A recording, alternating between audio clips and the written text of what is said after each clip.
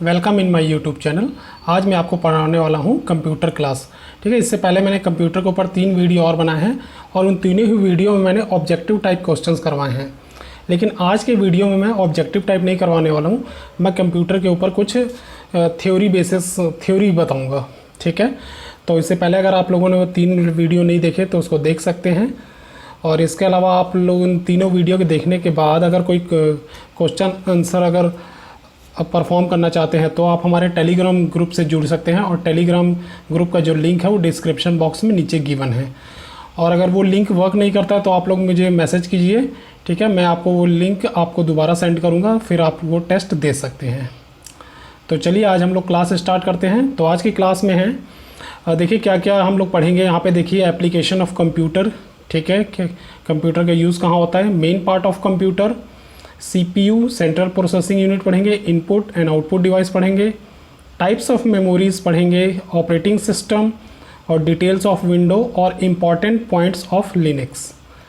तो स्टार्ट करते हैं हम लोग एप्लीकेशन ऑफ कंप्यूटर। तो देखिए कंप्यूटर का यूज़ हम लोग कहाँ करते हैं। आजकल सबको पता है कंप्यूटर का यूज़ हर जगह है, बिना कंप्यूटर के तो कुछ भी काम नहीं होता है। तो सबसे पहले देखते हैं घर से शुरुआत करते हैं हम लोग।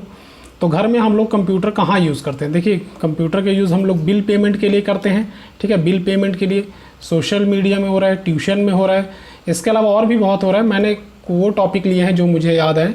ठीक है, इसके अलावा और भी टॉपिक्स हैं तो आप लोग समझ सकते हैं कि और कहाँ कहाँ यूज़ होता है। उसके बाद मेडिकल मतलब चिकित्सा में कहाँ कहाँ यूज़ होता है। देखिए एक्सरेज के लिए कंप्यूटर का यूज़ है, सीटी स्कैन में है, और पेशेंट डाटाबेस, हॉस्पिटल में अगर जाते हैं तो वहाँ पे पेशेंट का जो डाटाबेस रखा जाता है उसके लिए भी कंप्यूटर का यूज़ किया जाता है।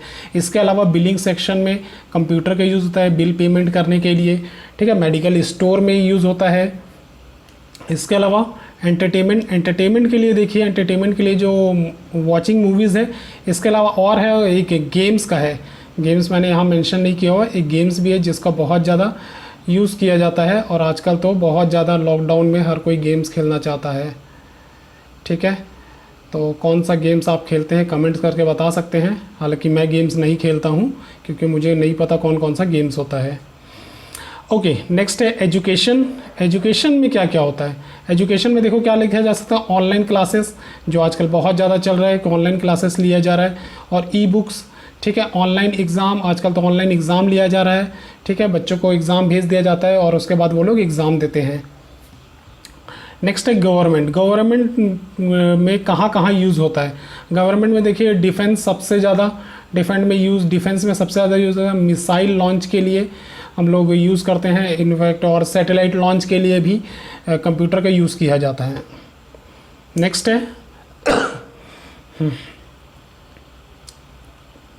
है बैंकिंग। तो बैंकिंग में कहाँ यूज़ होता है, ट्रांजैक्शन। देखिए बैंकिंग में जाते हैं तो पहले क्या होता था, ट्रांजैक्शन कितना हुआ कितना नहीं हुआ पता नहीं लगता था। लेकिन आज के टाइम में कंप्यूटर का युग है, तो जितना पैसा हम लोग निकालते हैं, जितना पैसा हम लोग डिपॉजिट करते हैं, उसका मैसेज तुरंत आ जाता है हमारे मोबाइल पे। और ये क्यों होता है, ये सब होता है कंप्यूटर की हेल्प से। ठीक है, और आजकल पासबुक प्रिंटिंग के लिए लाइन लगाने की ज़रूरत नहीं पड़ती है, क्योंकि कंप्यूटर बैंकों में वो मशीन रखे हुए हैं जिसमें जो पासबुक को प्रिंट करता है। पासबुक मशीन के ऊपर एक कोड लगा होता है, बारकोड, उस बारकोड को वो रीड करता है, और जैसे ही हम लोग अपने पासबुक डालते हैं वो प्रिंट करके दे देता है कि क्या क्या ट्रांजैक्शन हुआ है। उसके बाद बिजनेस पे कहाँ, देखिए स्टॉक मार्केट में यूज़ होता है, और इसके बाद सेल्स के लिए, इसके अलावा मार्केटिंग के लिए। ठीक है, ये सब के लिए यूज़ होता है कंप्यूटर का। नेक्स्ट है आर्ट्स का मतलब डांस के लिए, डांस सीखने के लिए, मतलब वो एक तरह से ऑनलाइन क्लासेस में ही आ जाएगा कि डांस अगर कोई ऑनलाइन सिखा रहा है तो ऑनलाइन क्लासेस भी है। फोटोग्राफी के लिए, ठीक है, फोटोग्राफी के लिए भी कंप्यूटर का यूज़ होता है, उसको एडिटिंग के लिए और भी और इसके अलावा कुछ और स्पेशल इफ़ेक्ट अगर हमको डालना हो तो हम लोग कंप्यूटर का यूज़ कर सकते हैं। ठीक है, एक्टिंग में, म्यूज़िक में तो हो ही रहा है आजकल, जो नए नए म्यूज़िक आ रहे हैं, वो जितना भी नए नए म्यूज़िक है वो सब हो रहा है with the help of computer. तो आई होप आप लोगों को ये समझ में आ गया होगा कंप्यूटर का कहाँ कहाँ यूज़ है। इसके अलावा और भी बहुत ज़्यादा यूज़ है। ठीक है, आप लोग अपनी तरफ से भी बना सकते हैं कि कहाँ कहाँ यूज़ होता है। चलिए नेक्स्ट देखते हैं, नेक्स्ट टॉपिक क्या है। ओके, नेक्स्ट है main parts of computer. Computer का मेन पार्ट क्या होता है। ठीक है, कंप्यूटर का जो मेन पार्ट है वो देखिए यहाँ पे सीपीयू है, ठीक है। सीपीयू, सीपीयू को पता है आप लोगों को कंप्यूटर का मस्तिष्क बोला जाता है, मतलब दिमाग बोला जाता है कंप्यूटर का। बिना सीपीयू के कंप्यूटर वर्क नहीं कर सकता है, ठीक है। उसके अलावा इनपुट डिवाइस है, फिर आउटपुट डिवाइस है, और इसके अलावा मेमोरी। ये 4 मोस्ट इम्पॉर्टेंट पार्ट है कंप्यूटर के। इसके अलावा और भी हैं, लेकिन इन चारों के बिना कंप्यूटर नहीं चल सकता है, ठीक है। आप लोगों के दिमाग में आ रहा होगा कि ऑपरेटिंग सिस्टम भी होता है, उसके बिना भी कंप्यूटर नहीं चल सकता है। हाँ, तो बिल्कुल करेक्ट है, लेकिन यहाँ पे हम लोग हार्डवेयर पार्ट की बात कर रहे हैं, ठीक है।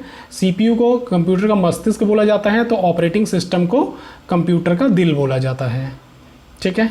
चलते हैं, देखते हैं सीपीयू में क्या क्या है। ओके, देखिए सेंट्रल प्रोसेसिंग यूनिट, सीपीयू का जो फुल फॉर्म होता है वो सेंट्रल प्रोसेसिंग यूनिट, ठीक है। कंप्यूटर का, ये कंप्यूटर का मस्तिष्क है पूरा सीपीयू। तो आप देखिए सीपीयू के अंदर क्या क्या होता है। सीपीयू के अंदर होता है एएलयू, ठीक है। एएलयू का मतलब होता है अर्थमेटिक लॉजिक यूनिट, इसका फुल फॉर्म मैं कई बार बता चुका हूँ। और क्या होता है उसमें, मेमोरी यूनिट, और क्या होता है उसमें, कंट्रोल यूनिट। अच्छा, मेमोरी यूनिट में क्या क्या होता है। मेमोरी यूनिट में देखिए एक तो रैम होता है, ठीक है, और रोम होता है, ठीक है, ये रोम है, ROM, ठीक है। और इसके अलावा होता है कैश मेमोरी, ठीक है, कैश मेमोरी। अब देखिए एक्चुअली में होता क्या है, ALU आप लोगों को पता है, ये जितना भी मैथ्स का या लॉजिक का जो फंक्शन होता है वो ALU करता है, ठीक है। तो ALU ने क्या किया, ALU ने कोई भी ऑपरेशन परफॉर्म किया और उसको कहाँ सेव करेगा, उसको सेव करेगा मेमोरी में, ठीक है। जैसे ही मेमोरी में सेव किया, उसके बाद जब भी उसकी ज़रूरत पड़ेगी उस आउटपुट के लिए, तो मेमोरी से उठा के वो आउटपुट में दे देगा, ठीक है। जब भी उसको आउटपुट देना होगा, यहाँ से उठाए, यहाँ से उसने आउटपुट में दे दिया, और आउटपुट में क्या होगा, मॉनिटर होगा, ठीक है। और इस जो पूरे प्रोसेस को कंट्रोल करेगा वो होता है ये कंट्रोल यूनिट, ठीक है। ये कंट्रोल यूनिट इस पूरे प्रोसेस को कंट्रोल करता है। तो this is input device, this is output device, और बीच में क्या आता है, पूरा सीपीयू आता है। तो पूरा जो वर्क करता है वो सीपीयू करता है, ठीक है। आई होप आप लोगों को सीपीयू का फंक्शन समझ में आ गया होगा। नेक्स्ट हम लोग देखते हैं इनपुट डिवाइस। इनपुट डिवाइस में क्या क्या होता है, ठीक है। देखिए इनपुट डिवाइस में एक तो होता है कीबोर्ड, ठीक है। कीबोर्ड अब क्या होता है, कीबोर्ड आपको पता ही है, लेकिन कीबोर्ड में कुछ फंक्शंस होते हैं जो आपको पता होने चाहिए। जैसे फंक्शंस की होता है, तो फंक्शंस की कितने होते हैं, 12 फंक्शंस की होते हैं, ठीक है। और इसके अलावा कंट्रोल, अल्ट और शिफ्ट, इन तीनों की को क्या बोला जाता है, तो इन तीनों की को मॉडिफायर की बोला जाता है। इसके अलावा रोज की होते हैं, अप डाउन लेफ्ट राइट। इसके अलावा होम की होता है, एंड की होता है, ठीक है। उसके बाद alpha numeric, delete, back space, ये सारे कीज़ होते हैं जिसको आप लोग अपने कीबोर्ड में देख सकते हैं। उसके बाद हम लोग चलते हैं माउस पे। माउस, ठीक है। माउस को आप लोगों को पता है, कर्सर के लिए ले जाना, कि जहाँ पे भी जो मैं जो कर रहा हूँ ये with the help of mouse हो रहा है, ठीक है। तो ये माउस हो गया। तो ये सबसे पहले तो इनपुट डिवाइस क्या होता है, जिन डिवाइस को हम लोग टच कर सकते हैं उनको बोला जाता है इनपुट डिवाइस। फिजिकली हम लोग टच कर सकते हैं उनको इनपुट डिवाइस बोला जाता है। नेक्स्ट है वेबकैम। तो वेबकैम क्या होता है, एक तरह का कैमरा होता है जो सिस्टम के ऊपर लगा होता है। जब भी हम लोग काम करते हैं, तो अगर रिकॉर्डिंग करना है हमने अपने आप को, तो वेबकैम का यूज़ करते हैं। और इसके अलावा एक्सटर्नल वेबकैम भी आता है, तो उसको भी यूज़ किया जा सकता है। नेक्स्ट आता है स्कैनर। स्कैनर आप लोगों को पता है, किसी भी डॉक्यूमेंट्स को स्कैन करने के लिए इसको यूज़ किया जाता है, ठीक है।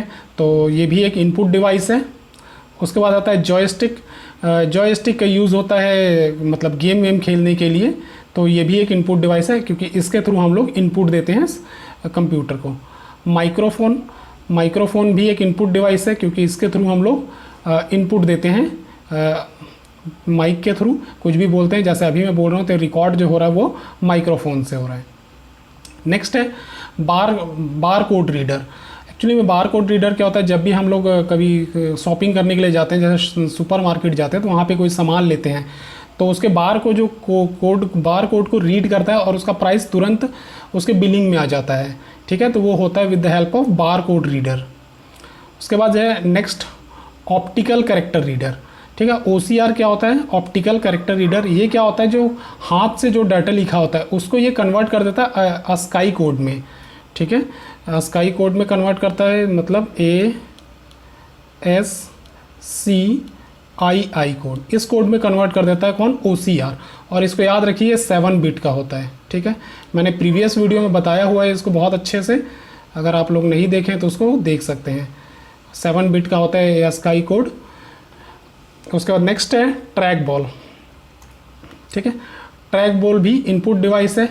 अब ट्रैक बॉल का कहाँ, ये माउस की तरह ही होता है लेकिन माउस से थोड़ा सा फंक्शन अलग होता है। इसका कहाँ यूज़ किया जाता है, कैड में यूज़ किया जाता है, ठीक है। CAD कैड, और कैड का फुल फॉर्म होता है कंप्यूटर एडेड डिज़ाइन होता है, ठीक है। वहाँ पे इसका यूज़ होता है। इसके अलावा और भी जगह जैसे कैम में कैडेड computer aided manufacturing work frame, वहाँ पे भी यूज़ होता है इसका, ठीक है। ट्रैक बॉल बिल्कुल माउस जैसा होता है। उसको ऊपर में एक बॉल लगा होता है जिससे लेफ़्ट राइट अप डाउन किया जाता है। उसके बाद अच्छा टच स्क्रीन। टच स्क्रीन आप सबको पता होगा, जो मोबाइल में हम लोग यूज़ करते हैं, जो टच करते हैं वो उसको एज ए इनपुट लेता है, तो वो टच स्क्रीन होता है। नेक्स्ट है लाइट पेन। लाइट पेन क्या होता है, हम लोग अपने मोबाइल में जो लिखते हैं पेन की हेल्प से, टच पेन की हेल्प से, उसको बोलते हैं लाइट पेन। और हम लोग इस आजकल कंप्यूटर में भी लिखा जाता है। जो आजकल जो मॉनिटर आ रहा है वो सेंसिटिव होता है और वो लाइट पेन की हेल्प से हम लोग उसमें भी कुछ भी लिख सकते हैं। नेक्स्ट आता है MICR। इसका फुल फॉर्म होता है मैग्नेटिक इंक कैरेक्टर रीडर, ठीक है। इसका ज़्यादातर यूज़ बैंक में होता है। बैंक में जो बार कोड लगाया जाता है, जिस मशीन से बार कोड निकलता है, वो MICR का ही एक एग्जाम्पल है। तो आई होप इनपुट डिवाइस आप लोगों को समझ आए। इसके अलावा और भी इनपुट डिवाइस होंगे, बहुत सारे इनपुट डिवाइस होते हैं। जैसे बायोमेट्रिक, जो हम लोग आधार कार्ड बनाते हैं तो उसके लिए बायोमेट्रिक करना पड़ता है, जो थंब देना पड़ता है, वो भी एक इनपुट डिवाइस का ही एग्जाम्पल है। अब हम लोग देखते हैं next output device. Output device में सबसे पहले आता है मॉनिटर। तो देखिए पहले जो मॉनिटर आता था वो काफ़ी बड़े बड़े मॉनिटर आते थे, और अब जो मॉनिटर आ रहे हैं वो छोटे आ रहे हैं। ऐसा क्यों हो रहा है, क्योंकि पहले जो मॉनिटर आते थे वो CRT बेस होते थे। CRT का फुल फॉर्म होता है कैथोड रे ट्यूब, ठीक है। वो काफ़ी बड़ा होता था। और अब जो मॉनिटर आ रहे हैं वो LCD LED आ रहे हैं, ठीक है। और LCD का फुल फॉर्म भी आपको याद होना चाहिए, और वो होता है लिक्विड क्रिस्टल डिस्प्ले। और LED का फुल फॉर्म होता है लाइट एमिटिंग डायोड, ठीक है। तो इनको याद रखिए। और जो नेक्स्ट हम लोग देखते हैं प्रिंटर। अब प्रिंटर कितने टाइप के होते हैं ये भी काफ़ी इंपॉर्टेंट है, क्योंकि प्रिंटर के ऊपर काफ़ी क्वेश्चंस आते हैं। तो सबसे पहले याद रखिए, प्रिंटर के जो टाइप होते हैं वो 2 टाइप के होते हैं। एक होता है इम्पैक्ट प्रिंटर और एक होता है नॉन इम्पैक्ट प्रिंटर। देखिए इम्पैक्ट का सिंपल से जैसे कॉन्टैक्ट लग रहा है, ठीक है, कॉन्टैक्ट, और ये नॉन कॉन्टैक्ट याद रखने के लिए बोल रहा हूँ मैं, ठीक है। एक्चुअली में क्या होता है, जो पेपर होता है वो इसके कॉन्टैक्ट में आता है, ठीक है। जो प्रिंट करता है उसके कॉन्टैक्ट में आता है। जैसे यहाँ पे व्हील लगा होता है, इसमें मैट्रिक्स बने होते हैं, कुछ मैट्रिक्स होता है समूह के। तो ये क्या होता है, व्हील पे अक्षर छपे होते हैं, तो उनमें हैमर पड़ता है, तो वो क्या होता है, वो प्रिंट होता है, ठीक है। तो ये होता है इम्पैक्ट प्रिंटर। उनके एग्जांपल हैं dot matrix, Daisy wheel, line printer, drum printer और चेन प्रिंटर। ये सब इम्पैक्ट प्रिंटर। और नॉन इम्पैक्ट प्रिंटर में क्या होता है, ये फिजिकली कांटेक्ट में नहीं आते पेपर के कांटेक्ट में, तो ये क्या होता है, ये नॉइजी नहीं होता, बहुत कम नॉइज़ होता है। और इम्पैक्ट प्रिंटर में नॉइज़ बहुत ज़्यादा होता है, ठीक है। और नॉइज़ की वजह से इसकी स्पीड भी कम होती है इम्पैक्ट प्रिंटर की, और नॉन इम्पैक्ट प्रिंटर की स्पीड काफ़ी अच्छी होती है। और इम्पैक्ट प्रिंटर जो होता है बहुत सस्ता आता है as compare to non impact printer, ठीक है। तो इसके एग्जांपल है नॉन इम्पैक्ट के inkjet printer, laser printer, thermal printer, multi functions printer, portable printer और फोटो प्रिंटर। ये इम्पैक्ट प्रिंटर के एग्जांपल हैं। नेक्स्ट इनपुट आउटपुट डिवाइस हम लोग देखते हैं प्लॉटर। प्लॉटर एक्चुअली में क्या होता है, प्लॉटर भी एक तरह का प्रिंटर है, लेकिन एक स्पेशल प्रिंटर है। इसमें से क्या, जो ग्राफ प्लॉट होता है उसको हम लोग आउटपुट लेते हैं। अगर ग्राफ का आउटपुट लेना है तो हम लोग प्लॉटर यूज़ करते हैं, ठीक है। उसके बाद है प्रोजेक्टर। प्रोजेक्टर आप लोगों को पता ही होगा, एक तरह का डिवाइस है जो कि हम लोग प्रेजेंटेशन के लिए यूज़ किया जाता है प्रोजेक्टर का, ठीक है। उसके बाद स्पीकर से हम लोग म्यूज़िक या फिर वॉइस सुनते हैं जो भी सिस्टम के अंदर बज रहा होता है, तो that is also a kind of output device. So let's come to the next topic. And next topic है टाइप्स ऑफ मेमोरी। मेमोरी कितने टाइप्स के होते हैं, काफ़ी इंपॉर्टेंट टॉपिक है ये। देखिए मेमोरी हमेशा 2 टाइप के होते हैं, एक है मेन मेमोरी और एक है सेकेंडरी मेमोरी। हमेशा 2 type, main memory, secondary memory. उसके बाद मेन मेमोरी को फिर से डिवाइड किया गया है नॉन वॉलेटाइल मेमोरी में और वॉलेटाइल मेमोरी में। तो आप लोगों को पता है नॉन वॉलेटाइल मेमोरी कौन सा होता है। नॉन वॉलेटाइल रोम होता है। अब नॉन वॉलेटाइल का क्या मतलब है? नॉन वॉलेटाइल का मतलब है कि जब भी हम लोग वर्क कर रहे हैं और अगर लाइट चली जाए, ठीक है, लाइट चली जाए तो इसमें जो नॉन वॉलेटाइल में जो भी प्रोग्राम सेव होगा वो कहीं नहीं जाता, लॉस्ट नहीं होता है, ठीक है, वो ख़त्म नहीं होता है। तो इसको ऐसे याद रखिए, नॉन का मतलब, नॉन मतलब नहीं ख़त्म होगा जब लाइट चली जाएगी तो, ठीक है। और यह वॉलेटाइल, वॉलेटाइल मेमोरी मतलब ये रैम, ठीक है। जब भी हम लोग काम कर रहे हैं और अगर लाइट चली जाए तो जो रैम पे वर्क कर रहे होते हैं तो क्या होता है, वो लॉस्ट हो जाता है, ठीक है।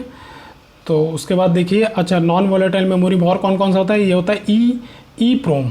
और सबसे पहले एक्चुअली में प्रोम होता है और इसका फुल फॉर्म होता है प्रोग्रामेबल, पी से प्रोग्रामेबल, आर से रीड ओनली मेमोरी, क्योंकि रोम का आप लोगों को पता ही है, पी से प्रोग्रामेबल। एक्चुअली में ये क्या होता है, ये एक ऐसा रोम है जिसको एक बार प्रोग्राम किया जा सकता है, ठीक है। उसके बाद आया ई प्रोम के बाद आया ई प्रोम। ई का मतलब होता है इरेजेबल, ठीक है, erasable programmable read only memory.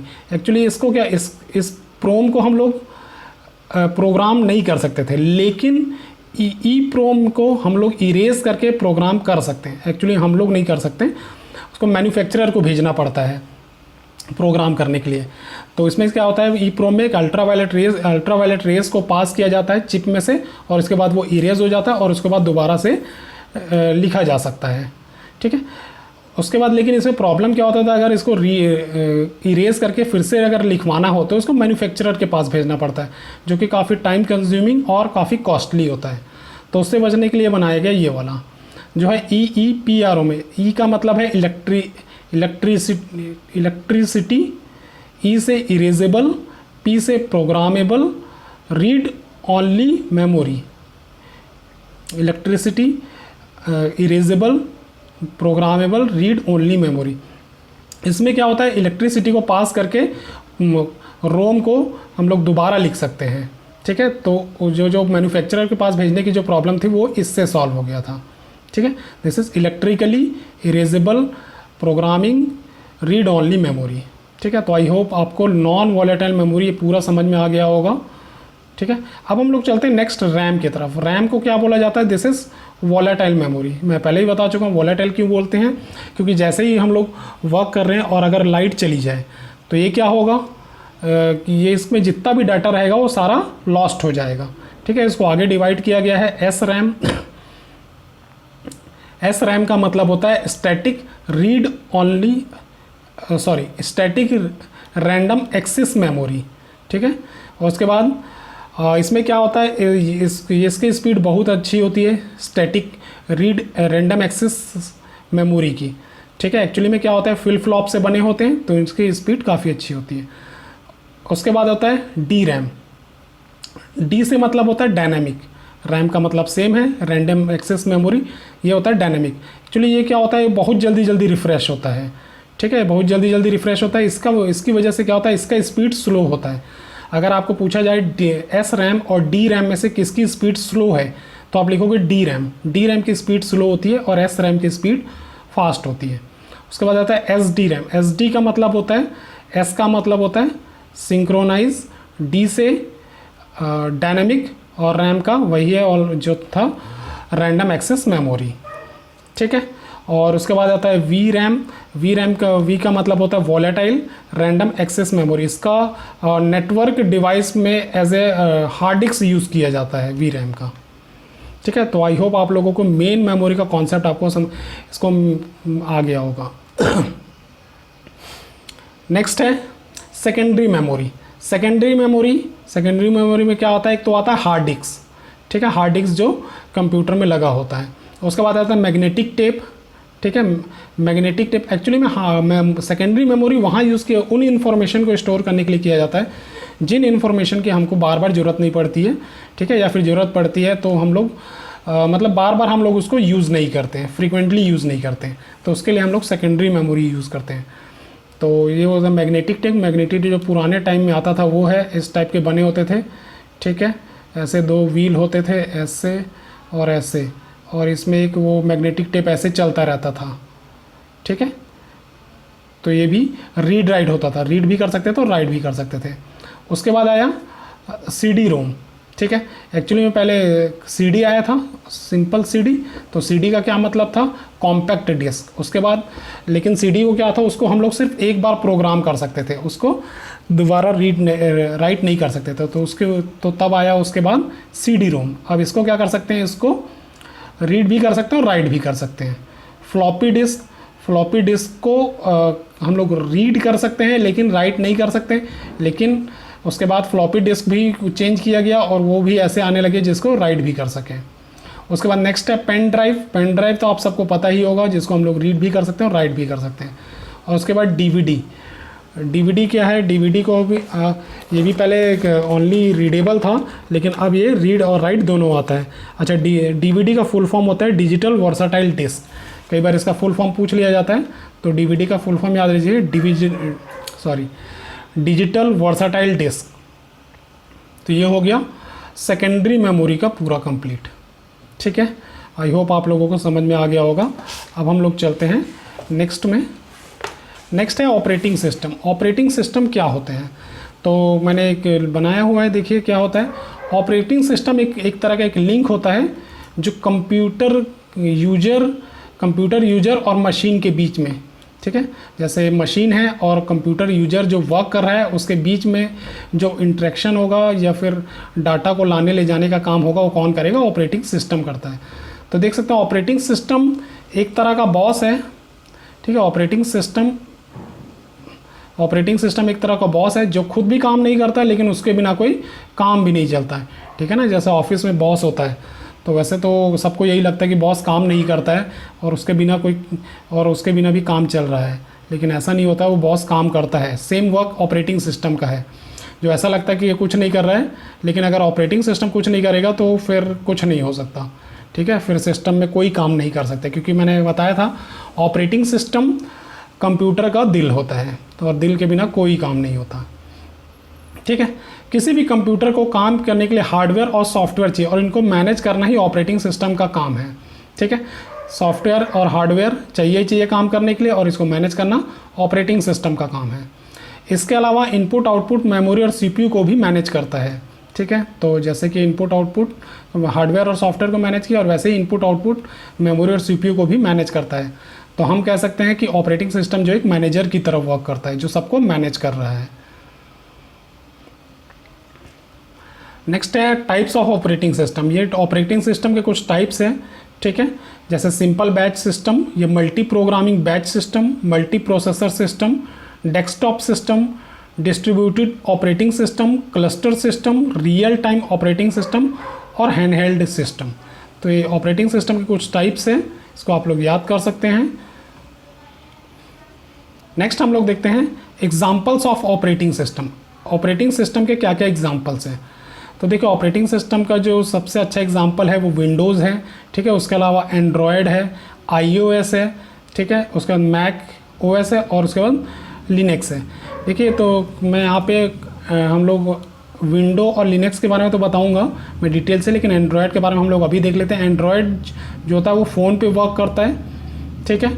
पहला एंड्रॉयड सिस्टम आई थिंक 2007 या 8 में आया था, ठीक है। और पहला ऑपरेटिंग सिस्टम का नाम था एंड्रॉयड 1.0, ठीक है। और ये किस में आया था, HTC के मोबाइल में सबसे पहले।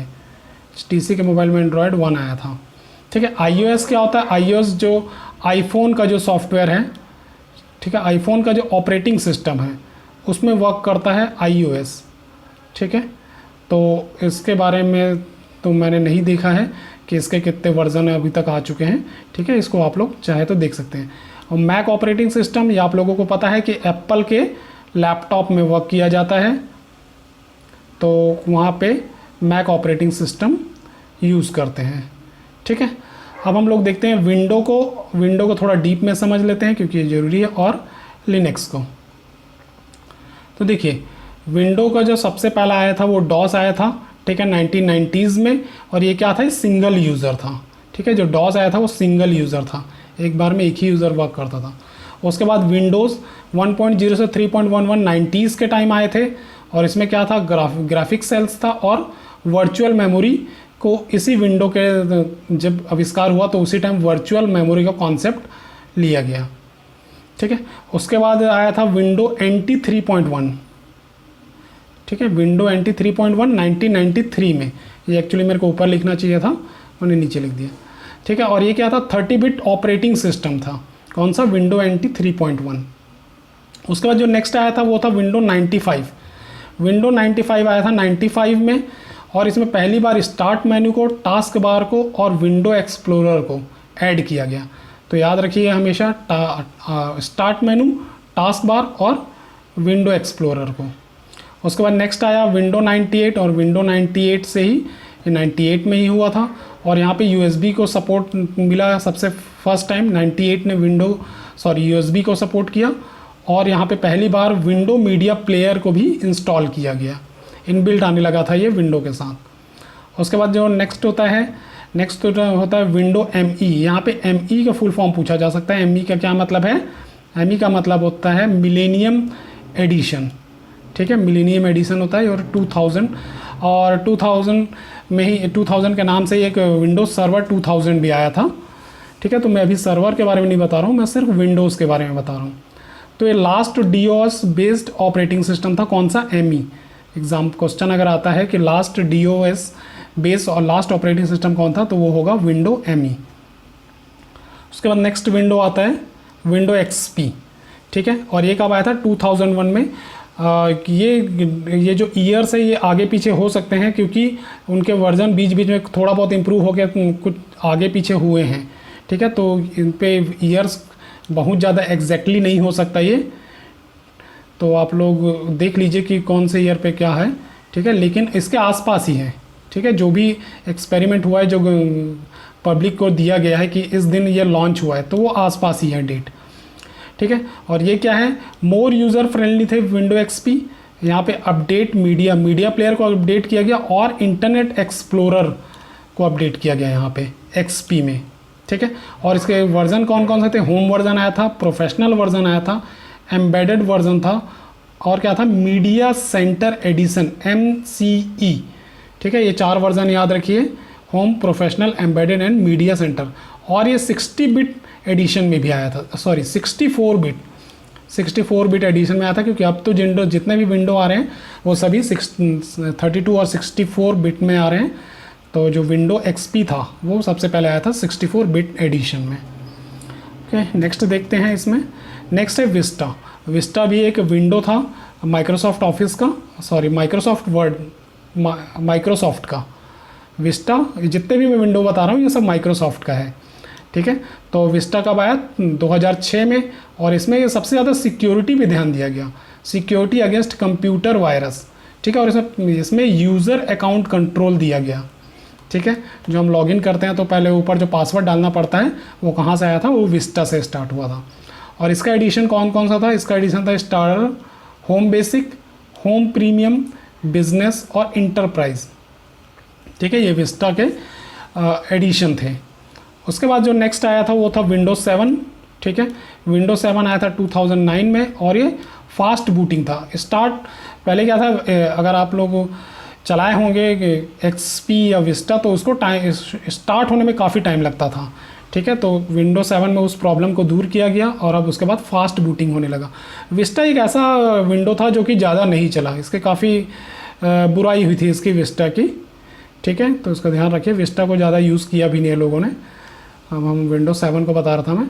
इसका 4 वर्जन आया है विंडोज 7 का भी, starter, home basic, home premium, professional और इंटरप्राइजेस। आई थिंक 5 हो गए, 2 3 4, हाँ 5 एडिशन है विंडोज 7 का, ठीक है। और उसके बाद आया विंडो 8 एंड 8.1 2012 में, ठीक है। ये 8 का लिखा है मैंने 2012, 8.1 उसका थोड़ा आगे पीछे आगे होगा। उसके बाद क्या है, इसमें क्या हुआ था, विंडो 8 और 8.1 में replace start menu to start screen. पहले क्या है, हम लोग देखेंगे विंडो 8 से पहले वहाँ पे स्टार्ट मेनू आता था, लेकिन 8 और 8.1 में क्या किया, वहाँ स्टार्ट मेनू को हटा के स्टार्ट स्क्रीन लगा दिया गया, मतलब विंडो का साइन लगा दिया गया, ठीक है। और यह इसी में इंक्लूड USB 3.0 को किया गया। और ये क्या था, इसका एडिशन जो था window 8, window 8 pro, window 8 enterprise and window RT, ठीक है। तो ये विंडो हो गया। और उसके बाद था विंडो 10 जो अभी चल रहा है, विंडो 10 2014 में आया था। और इसमें क्या किया,